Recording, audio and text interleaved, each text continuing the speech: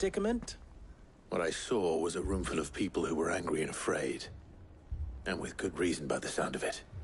But if left to smolder, that anger and fear could set the entire town alight. My thoughts exactly. What to do? Both sides wish to protect their homes and livelihoods, if only they could agree on how. But as long as they are divided, we are vulnerable. And if there's one thing bandits like, it's an easy target. What would Sid the Outlaw suggest? Well, if it were my namesake, he'd let them choose for themselves, and be on hand to pick up the pieces when it all went wrong. That sounds like a recipe for disaster. A recipe for disaster is precisely what it is. But perhaps that realization would be enough to make them question the ingredients.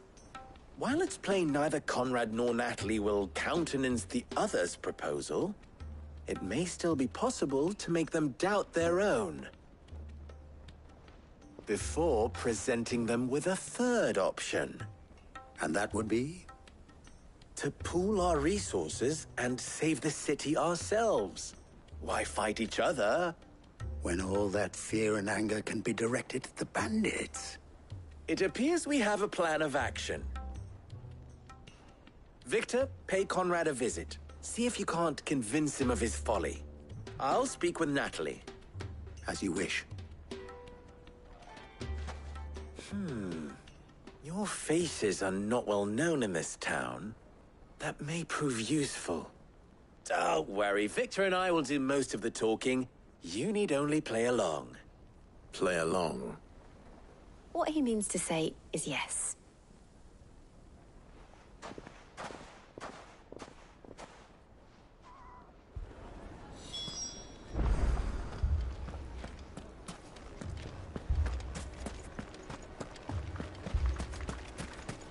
Picture it, Conrad.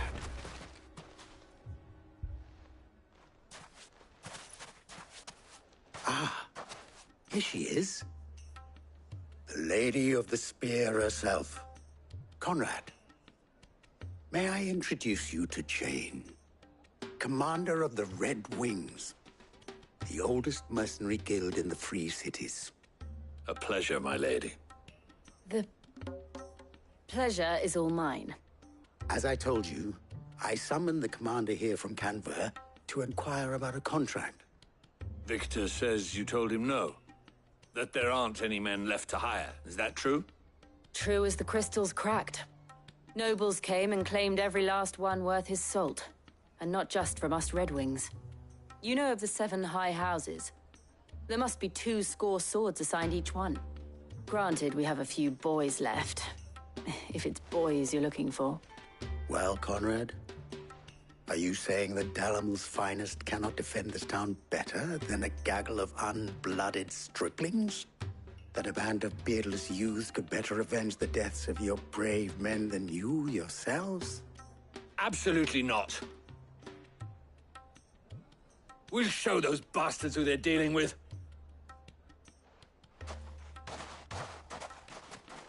I can't believe that actually worked. Conrad's not what you call the brightest candle in the crypt. And there's a reason why I had you do the talking and not Sid. Well played, my lady.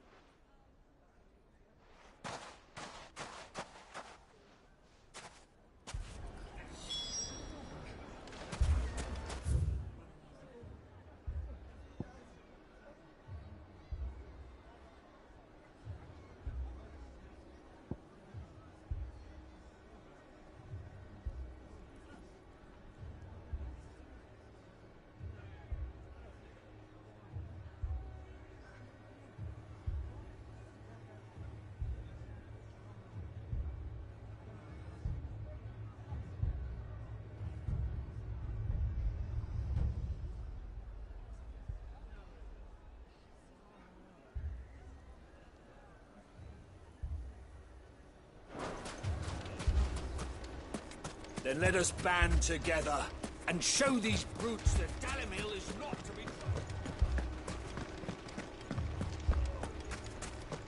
a shop.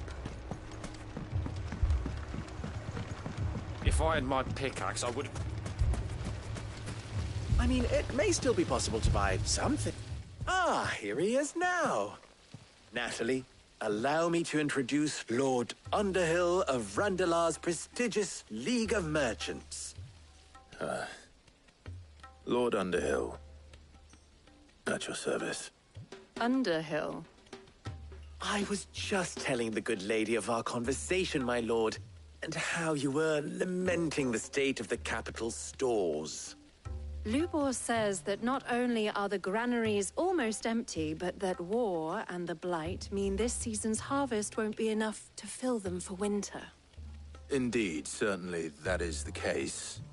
The nobles in the capital are buying up the city's stocks of barley and wine, driving the prices higher than most commoners can afford.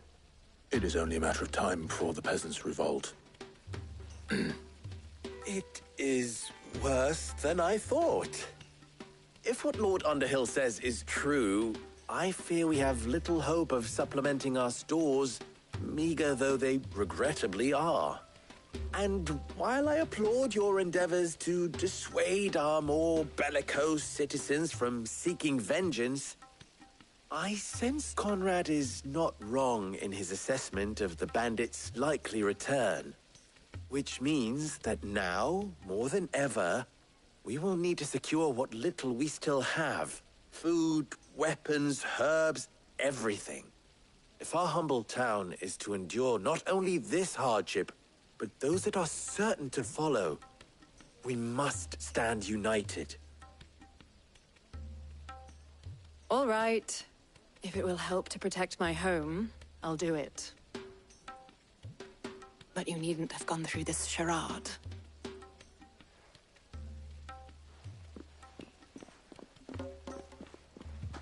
Thank you, Clive. Your performance was nothing if not workmanlike. She saw right through it. I didn't say it was good, merely that it produced the desired effect. Now, my scouts should be returning shortly. Meet me back at the Briar's Kiss, and we shall see what we face.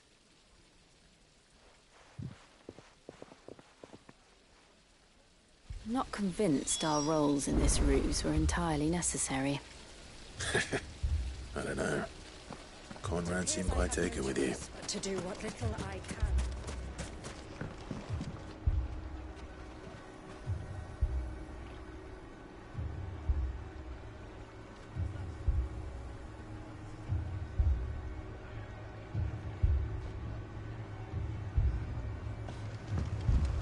Mummy, I'm scared. Oh, I'm ruined. Good news, Sid. Both Conrad and Natalie have somewhat gracefully accepted their new roles. With time, they may even learn to. Time no longer appears to be the luxury it was before lunch. I take it your scouts found the bandits. Technically, it would be the bandits who found my scouts. It appears they march for Dalimil as we speak. All of them. You're not serious. They don't just want food, they want the whole damn town.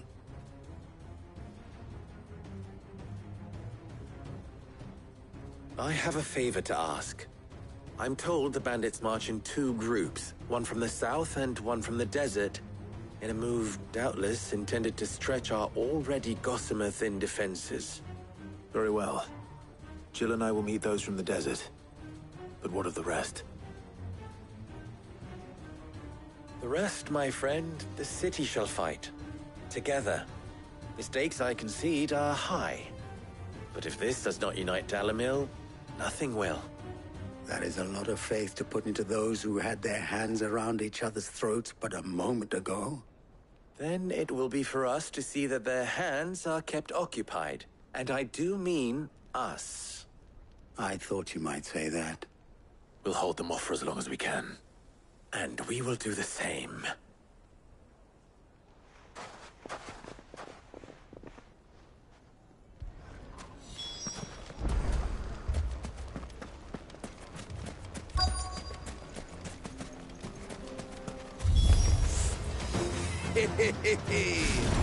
The women folk have come to welcome us. I'll take that one. He's all yours.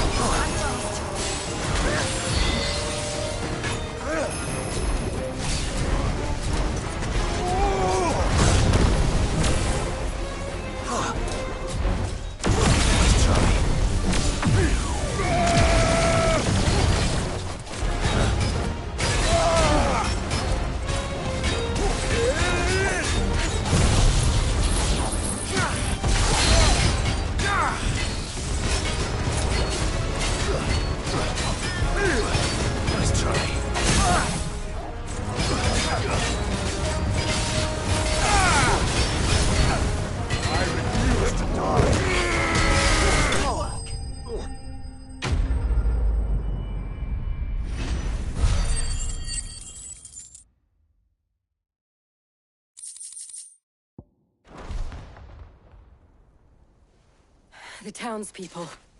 Could they have held out? I don't hear any fighting. What do you think? That we should hurry.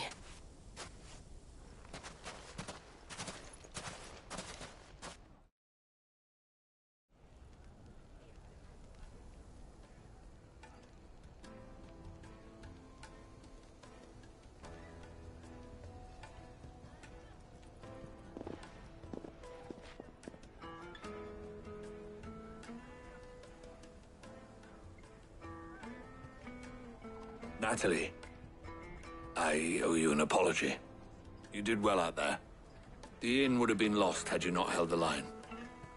Without you, there would have been no line to hold. You saved us, Conrad.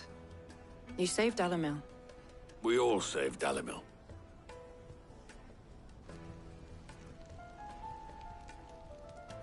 Conrad seems to have had a change of heart. I'd say they both have. I take it from your presence that our visitors from the desert won't be joining us either. Pity. The plan worked, Cid. Granted, it only took an army of bloodthirsty bandits at our gate. Calm now, Victor. Why quibble over the details? We are united, and that is all that matters. As for you, Cid, you fight considerably better than you act. I'll take that as a compliment.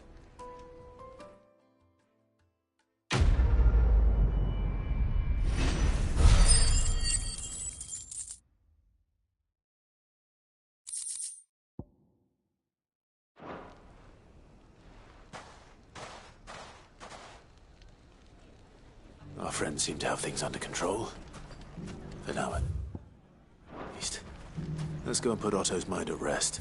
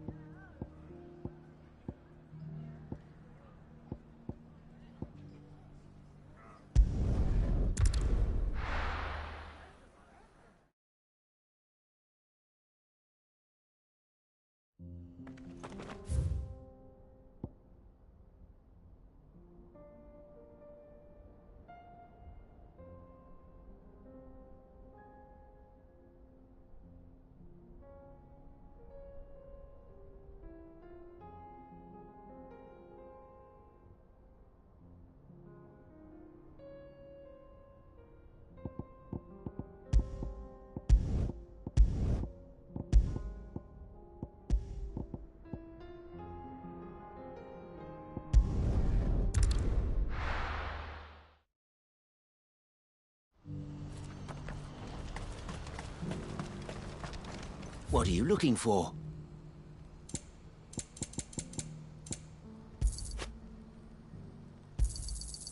Many thanks. A fine choice.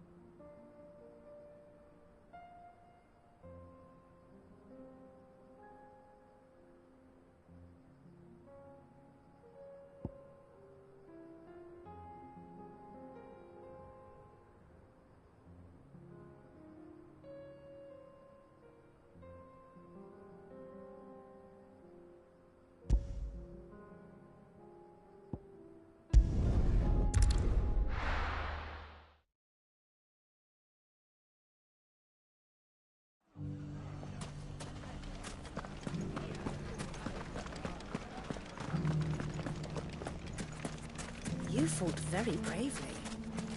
The safety of the town is in our hands.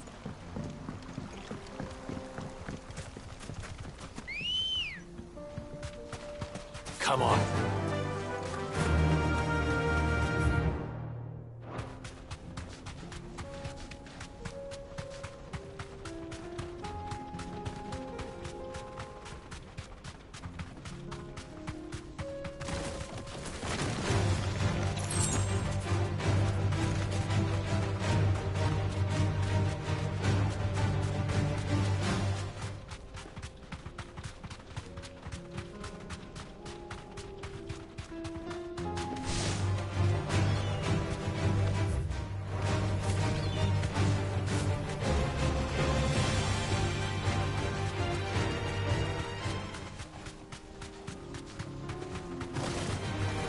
the one of you, eh?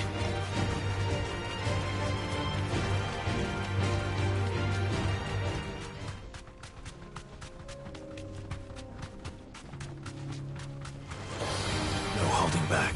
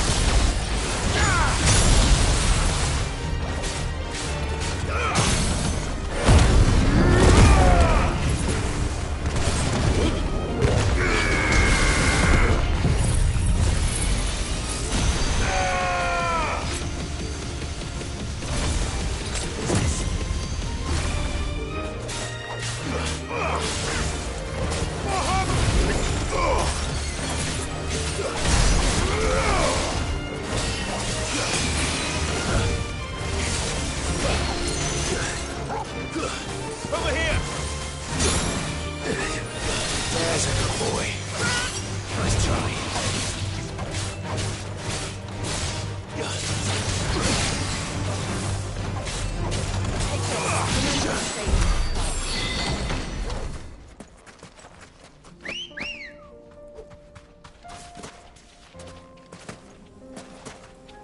Ready, go?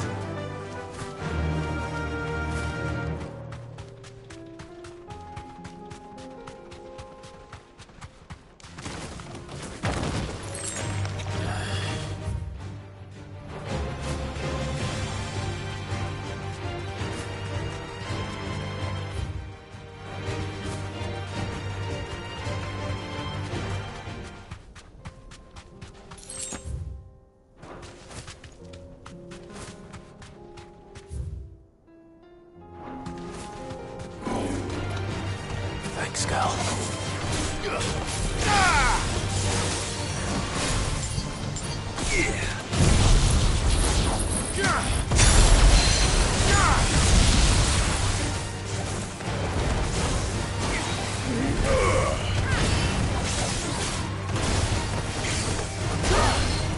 To me, boy!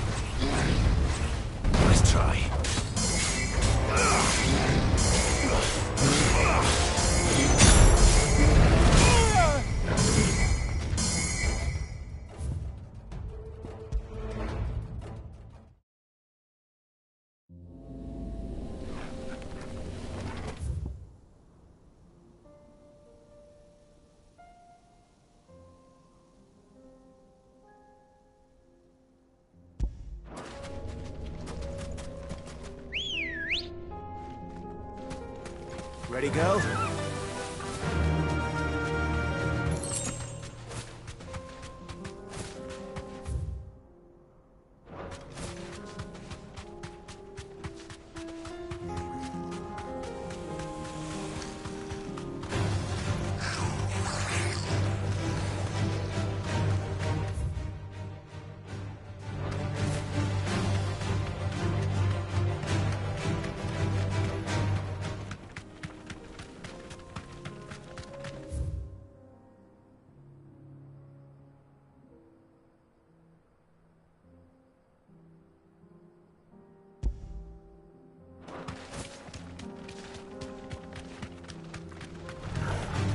Mistakes. I can walk from here.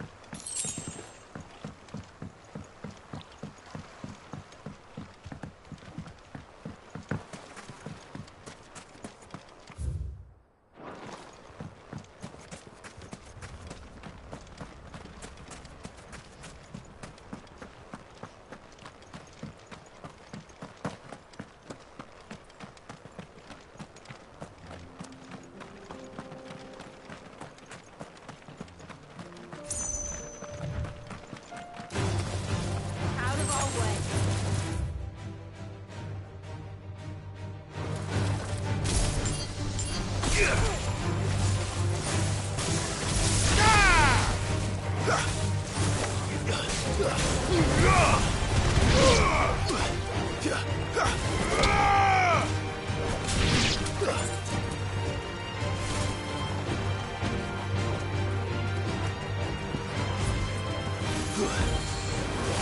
it look easy.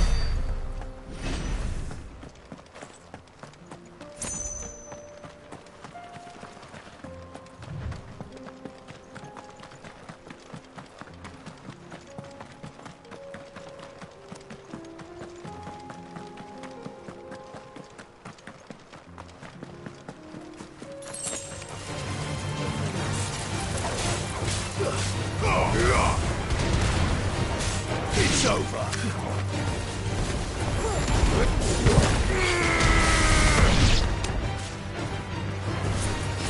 Now, Torgal! Stay down!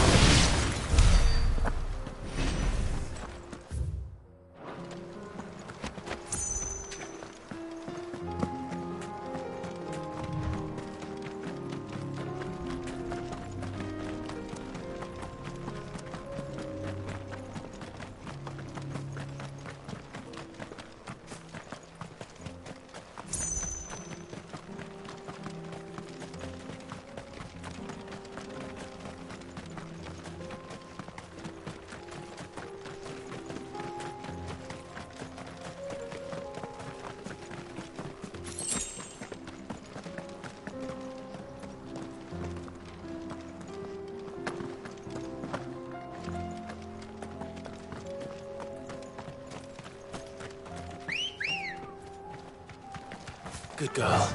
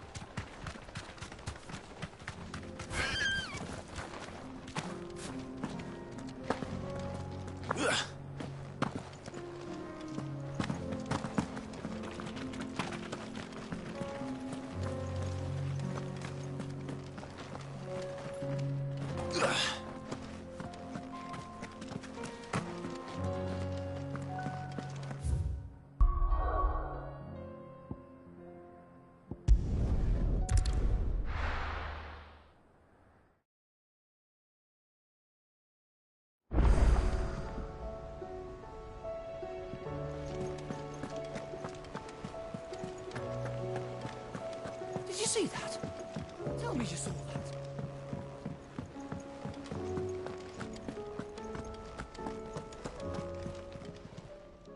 Fancy a look at the list, do you? You off then? Oh, I wasn't expecting you back, so... All yours. Come again. I may have more for you.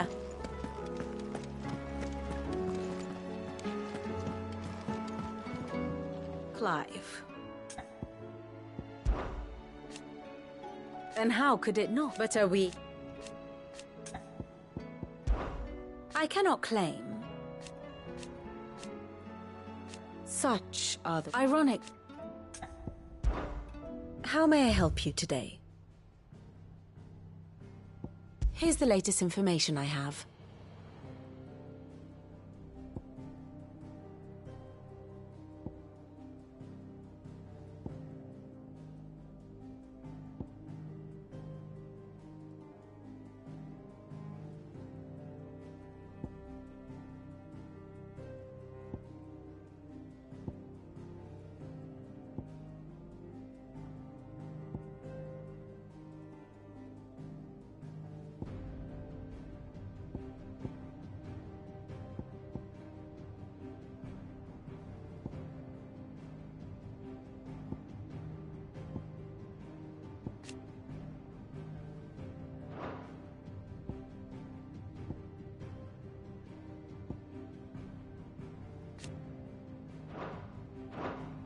One must understand one's place in the world.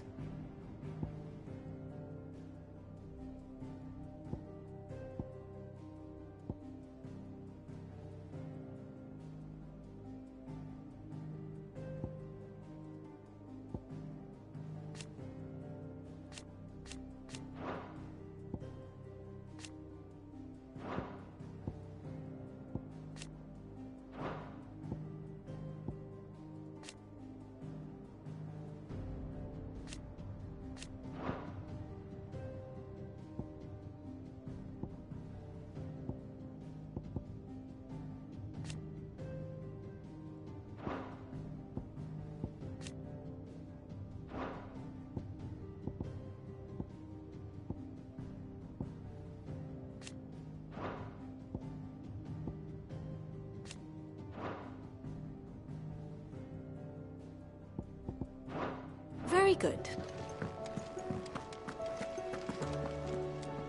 Was wondering when you turn up. Had owls from all our friends thanking you for your timely intervention. How is it you always manage to arrive at just the right moment? Luck, I suppose. Any word on the rest of the realm? Let's see. Storm's still crying out for Mother Crystals.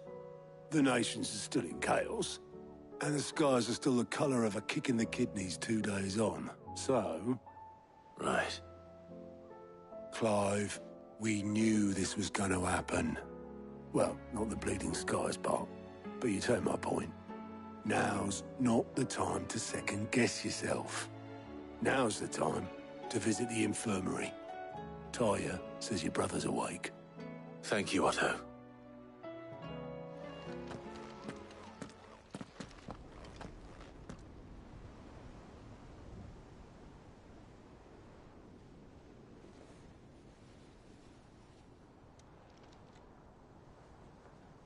So it was not Sylvester, but Olivier who served as Ultima's puppet. And when Dion learned of this, he sought to slay the fiend.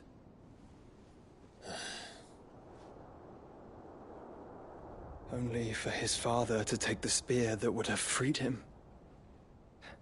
Enough to drive a man to madness. Small wonder he hasn't stirred. I would be afraid to wake.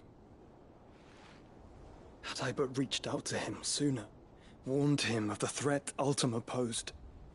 But now, both an empire and her prince lie broken. Joshua, what do you know of Ultima?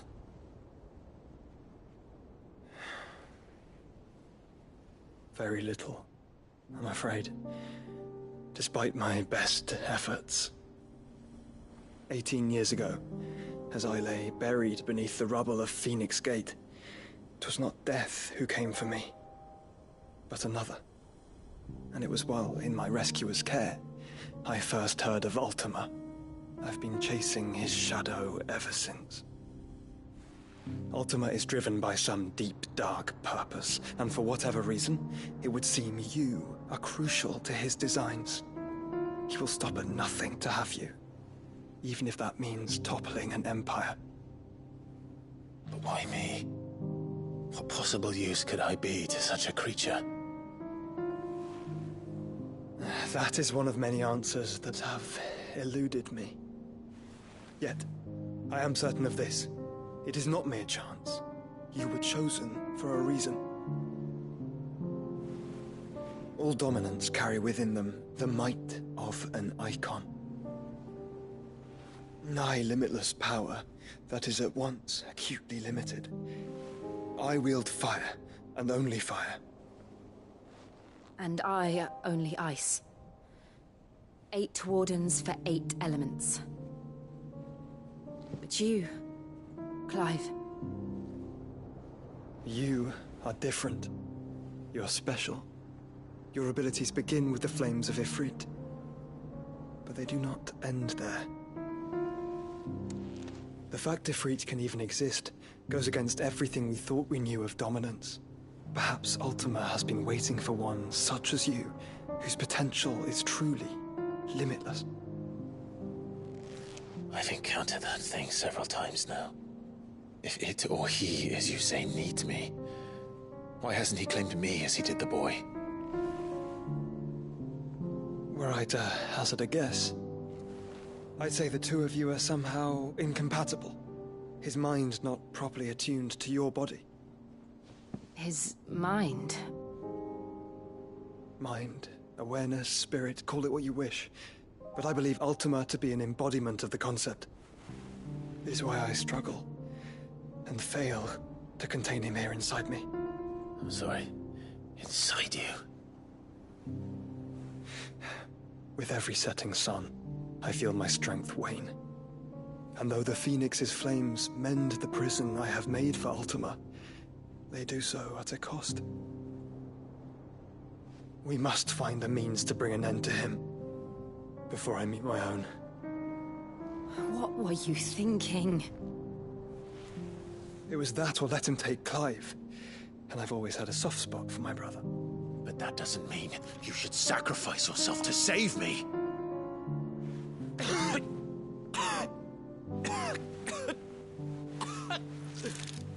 Joshua!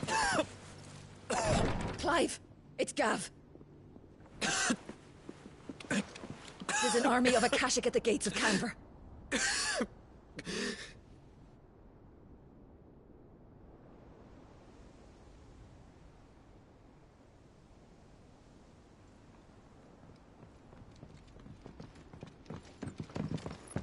Well, what's the short of it?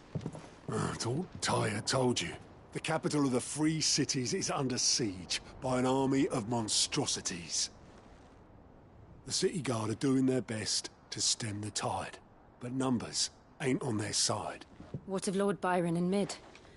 Were they able to escape? No, but they're all right for now. They're hiding with Gav at midship. We have to get them out of there. And we shall. Otto, prepare a Stolas. Tell Gav to stay exactly where he is. Understood. Vivian, what's the swiftest route to the Free Cities?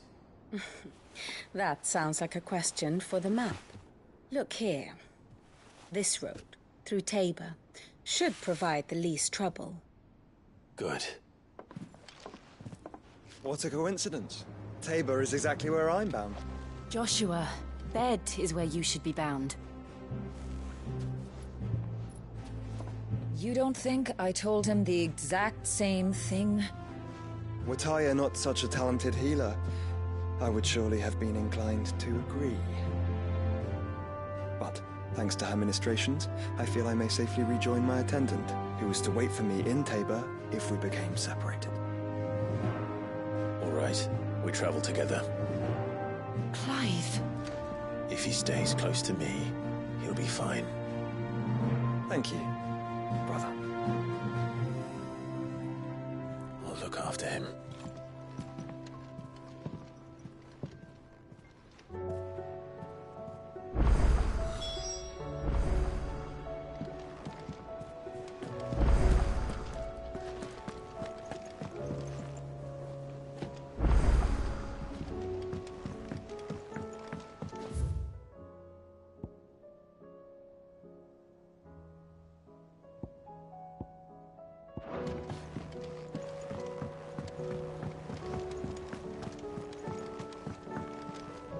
What will it be today?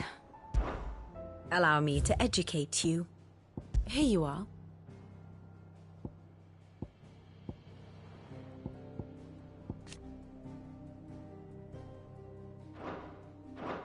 Thus ends today's lesson.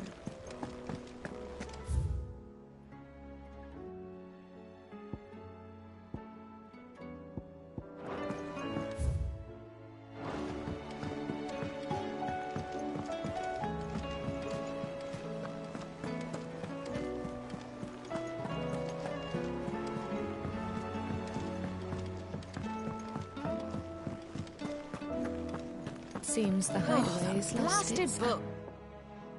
Here, you put me in this situation, Clive. You can bloody well get me out of it. I need a hand with a recipe. Are you sure it's me you're looking for? I'm not much of a cook. I'm all the cook will be needing, thank you very much. What I want from you is a little of your time, right? Oh, and perhaps your sword. You remember Ivan's stew, right? Well, despite the look of the thing, and that awful stench, people wolf it down. So I thought I'd try making one of these supposed masterpieces myself. Had a peek at the book and gave it a go, but, well... It wasn't as straightforward as you'd hoped. Ivan had the same problem. Yeah, but this is my blimmin' kitchen, and I will not be outdone. So if you don't want to be seen as playing favourites, I suggest you lend me a hand. I've never been one to play favourites, Molly. And I would be only too happy to lend you a hand. So, what's on the menu this time? A fried mortress of skyworm. That's one heck of a name, innit? Recipe seemed easy enough to an old hand like myself. Thought I'd followed it to a T. Only, turns out skyworm livers and drake's mint are not what I thought they were. At least I hope they're not, given the rancid mess they made. Ivan said the recipes in the culinary pilgrimage date back centuries. Who's to say the ingredients even exist anymore? Well, that's a question for a scholar, wouldn't you say? Perhaps you know of one? Kindly old fella who haunts the shelves, maybe? Fine. I'll go and speak to Harpocrates. Perhaps he'll know something. And if he does, I'll see if I can find your ingredients for you. You do that. Lest we forget, you've got a reputation to uphold.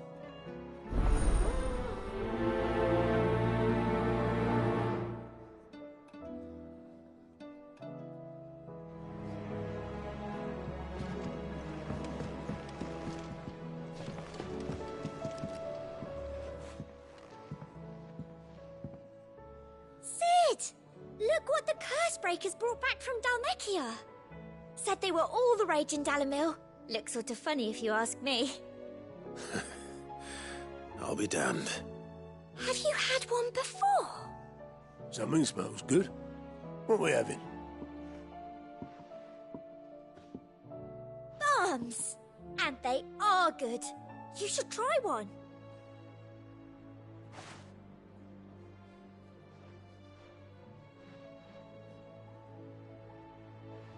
Eh? The bloody great hole in it. Who ate the rest? It's supposed to be hollow, silly. Haven't you ever seen Drake's Fang?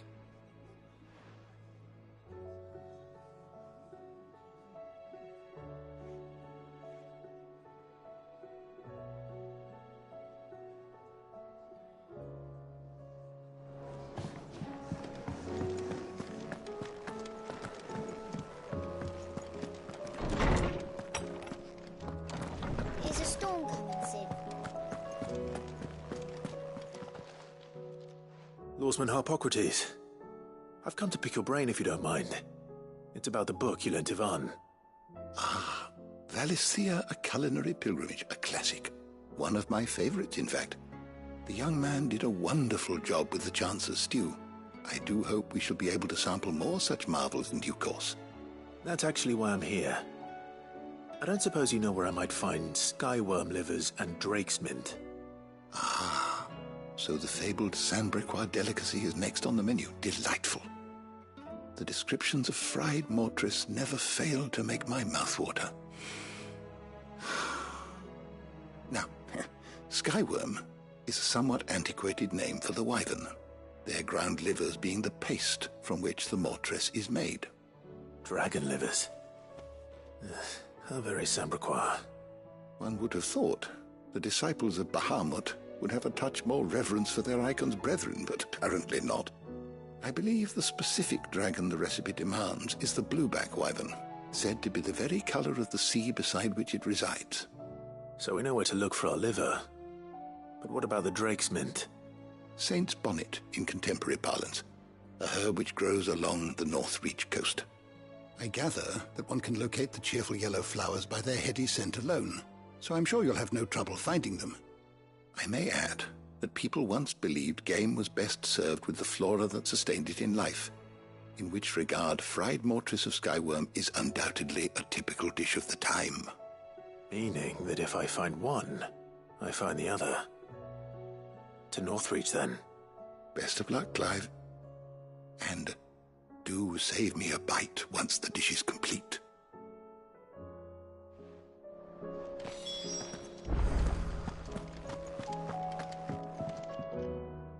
Sid, perhaps you can help me solve a mystery. I can certainly try. Who's gone missing this time? It's not who, but what. Mid's scales, the ones she made for her workshop. I borrowed them to teach the little ones about weight, and shortly after the lesson, well, they vanished. My first thought was that they'd taken them off somewhere to play, but when I asked, they swore they had nothing to do with their having disappeared. Which almost certainly means they had everything to do with it. Perhaps a visit from Sid will jog their memories.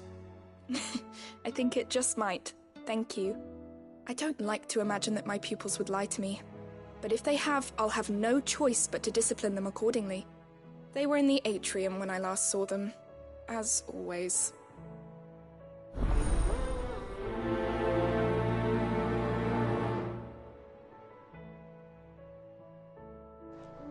Is a storm coming, Sid? Will there be thunder?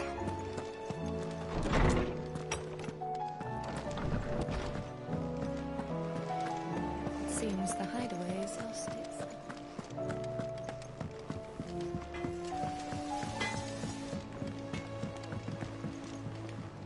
What am I gonna do? But no more.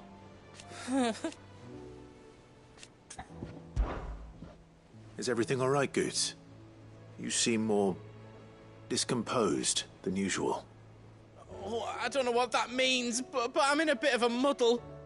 Oh, I think Nan might be in trouble, and she's... It's all right. You can tell me.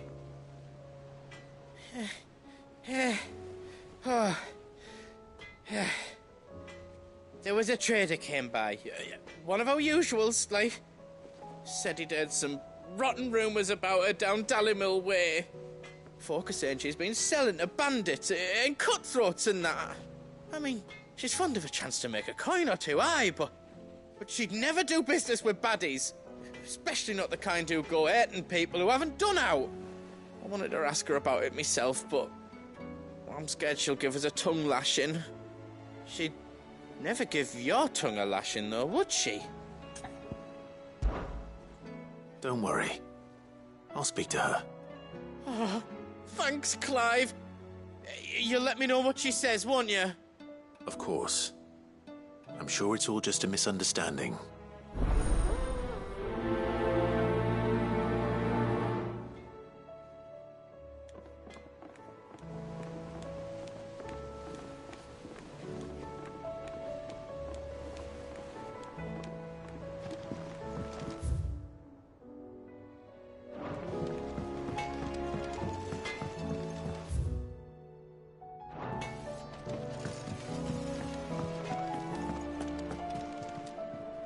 Lady Karen, how's business?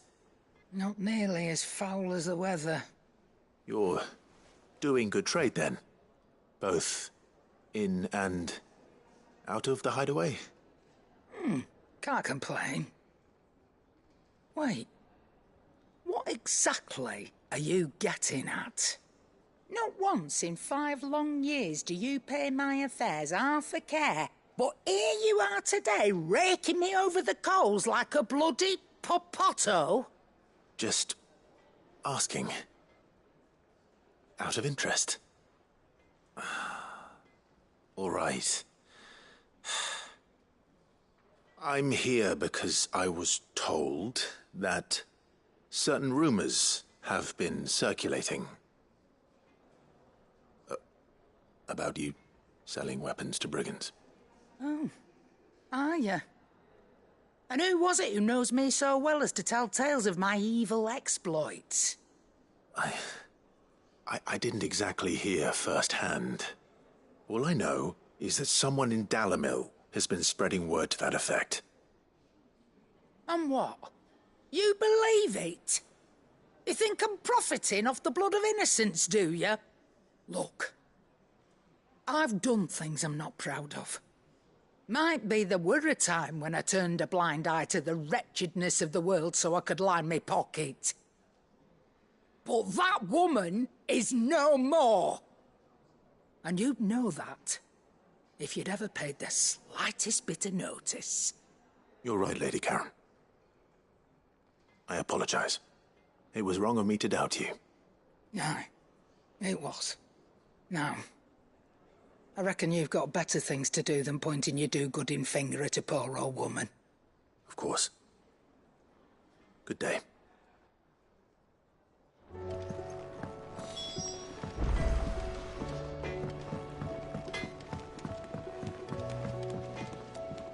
I spoke with Lady Karen. What did she say? That the rumors were unfounded, and that I was a fool for thinking they might hold any truth, along with some other things that made her feelings clear. And while it sounds like she may have done things she regretted in her past, she says those days are behind her. Oh, well, that's good. I knew Nan wasn't caught up in out bad. But why would people say she was? What did she ever do to them? It's not right. No, it's not. But people do things for all sorts of reasons. Perhaps we'll never know. Well, I'm going to find out. That trader, he said they were all talking about her in Dalimil. So that's where I'm going. I'll find someone who'll tell me, you'll see. Are you sure that's wise? Whoever's spreading these rumors means Karen ill.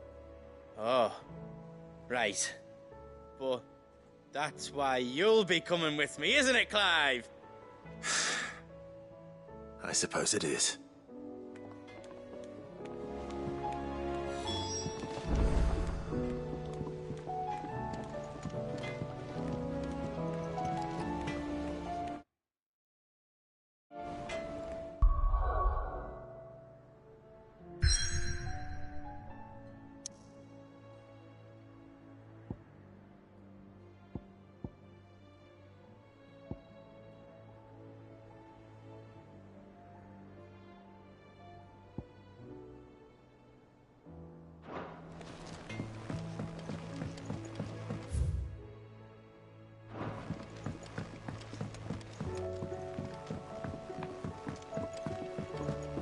I heard the Emperor was impaled on his...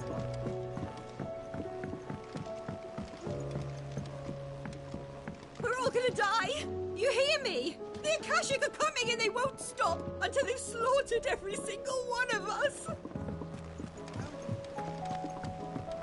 What do you reckon we should do?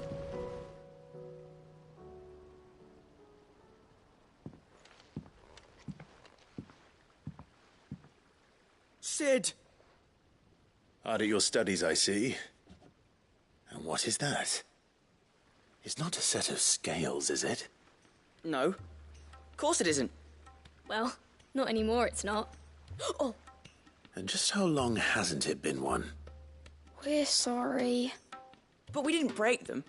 We dismembered them. Just like Miss Mididol showed us. Miss Mididol? And why would she have you dismembering her creations? Because that's the only way to become a ninja-neer. Miss Mididol said, the best way to see how something works is to take it apart and put it back together again. Well then, your work is already half done. Carry on. About that. The taking apart was easy enough, but it's the putting back we can't work out. Speak for yourself. The heavy thing goes at the bottom. Then...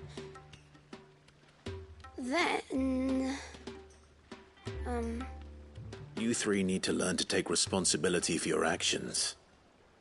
So let's have a look at these parts with fresh eyes, shall we?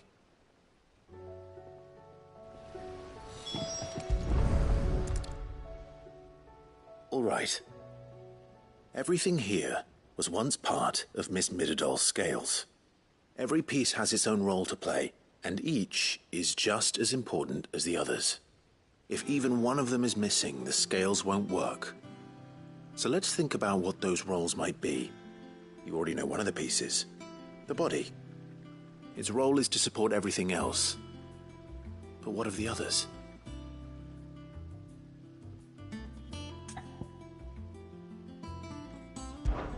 This is called the arm. Why do you suppose that is? It doesn't look much like an arm. You're right. It looks more like a wing. Like a chocobo wing! You've ridden a chocobo before, haven't you, Sid? Will you teach me to ride one day? I'll think about it. Now, what do arms do? Hold things. So wait, maybe this arm holds things too? Good thinking. You're on the right track.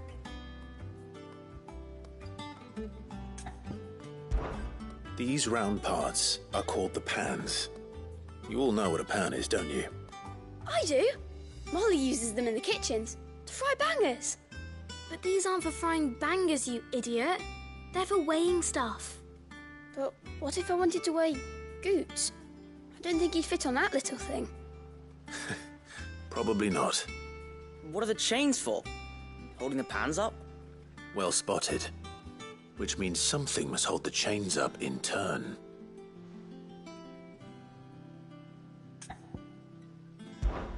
This tiny piece is what's called a cogwheel, or gear. Have you ever seen one before? I have.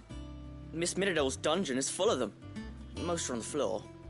She puts them in all her inventions. They spin round and round and round and round and... That's right. They're very useful when you want to make things move. Do you remember if there was anything on the scales that moved? I remember the arm moved when I tried weighing an apple. And then somebody ate it. Not my fault. You shouldn't have tried weighing it before lunch. You know what part's supposed to move and how it's supposed to move. So, let's put the pieces together first, see what doesn't move, and then stick the cogwheel to that. Not a bad idea. You see? It's not so difficult. So, now that we've taken stock of the parts and learned what they do, what do you think? I think we've got it. Then here's what we'll do. You tell me what goes where, and I'll put the scales together. Well, obviously you need to start with the body. All the other pieces fit onto it, don't they? And the arms go on the body, just like real arms. Or wings, if you're a chocobo. And then the arms hold the pans by the chains. Very good. Let's see if that works. There. All finished.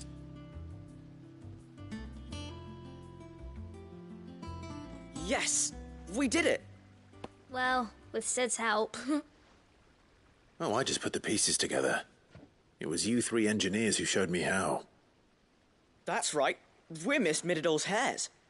Her hares? Yeah, hares for the future. She's showing us her secrets now, so we can help out the hideaway when we're older. What do you think, Sid? Are we almost ready? With a little more help from Miss Midodol and Miss Shirley, I'd say it won't be long at all. You hear that? It won't be long. Until then, though, do try to be honest with Miss Shirley.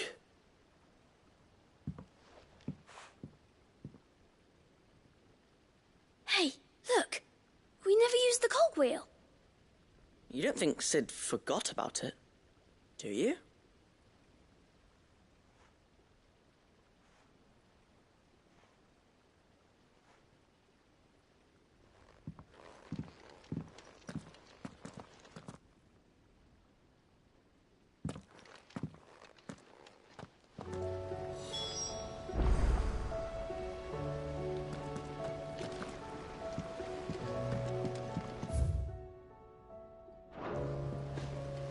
Didn't happen to forget anything, did you, Sid?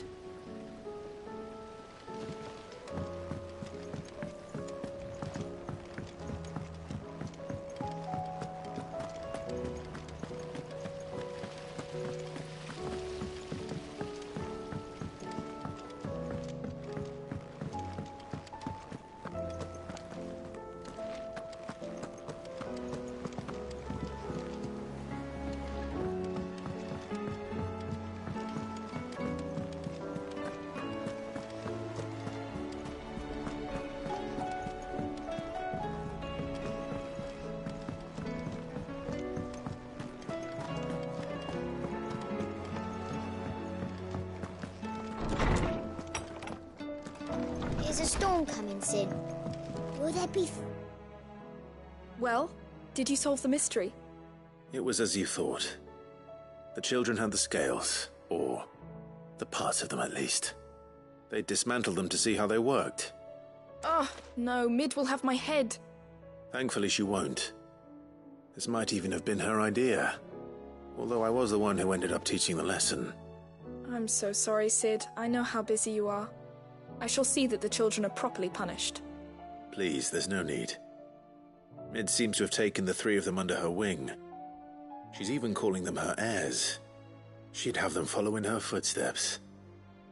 And her father's. I see. Sid, do you know why Mid has been spending so much time at the Hideaway of late? She told me it was because her studies have been interrupted by events in Canva. Is that not true? No, it isn't. The university offered her a commission. In exchange for full tuition, room and board, they asked her to oversee the design of several new war engines. To anyone else it would be an opportunity, but to Mid, who lost both her parents to war, it was a bitter pill. One she was none too keen to swallow. But that should come as no surprise. She's only ever cared about bringing people hope. The very last thing war can be said to do. Which explains her heirs. She's working to give them a better life. And so should I. What's the odd engineering lesson? Ah, you've given them far more than that. And I'm sure they're very grateful.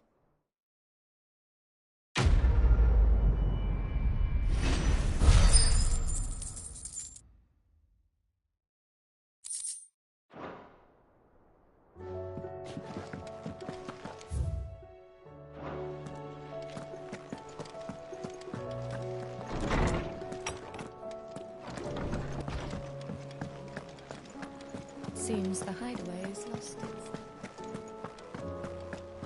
Did you see the pair that got hauled into time?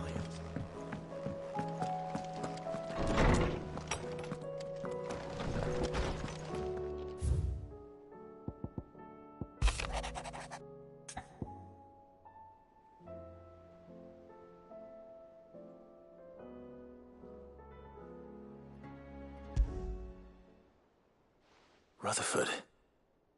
Wasn't that the name of my uncle's manservant? Where would he be at Martha's Rest?